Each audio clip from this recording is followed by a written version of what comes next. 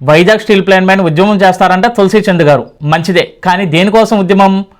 Vizag steel plant ప్రైవేటీకరణ జరగలేదనా, లేకపోతే జరుగుతున్న ప్రైవేటీకరణ కూటమి ప్రభుత్వం నారా చంద్రబాబు నాయుడు గారు ఆపారనా? మీరు చేసే ఉద్యమానికి భారీ ఎత్తున ప్రజల నుంచి స్పందన రావాలంటే ప్రజలకు నిజాలు తెలియాలి కదా. వైసీపీ హయాంలో జగన్మోహన్ రెడ్డి గారు సీఎంగా ఉన్న టైంలో వైజాగ్ స్టీల్ ప్లాంట్ ప్రైవేటీకరణకు బీజం పడింది.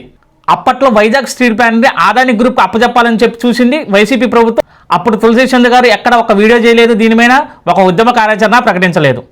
7,000 ఎకరాలు ఉన్న స్టీల్ ప్లాంట్ భూములని అప్పనంగా పోస్కో కంపెనీకి కట్టబెట్టాలని చూసింది వైసీపీ ప్రభుత్వం. అప్పుడు ఎందుకు ఉద్యమం చేయలేదు తులసి చంద్ గారు?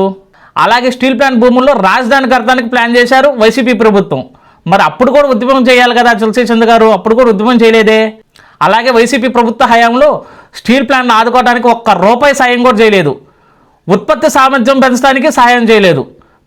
ఉద్యోగులకు రక్షణ లేదు, పరిరక్షణ లేదు. కానీ తులసి చంద్ గారు ఒక్క ఉద్యమం కూడా చేయలేదే. అన్నట్టు తులసి చంద్ గారు, ఈ ఉద్యమం మీరొక్కలే చేస్తున్నారా? మీతో పాటు విజయకేశర్ రెడ్డి అన్న, అలాగే జోసెఫ్ రావ్ అన్న అందరూ కలిసి చేస్తున్నారా?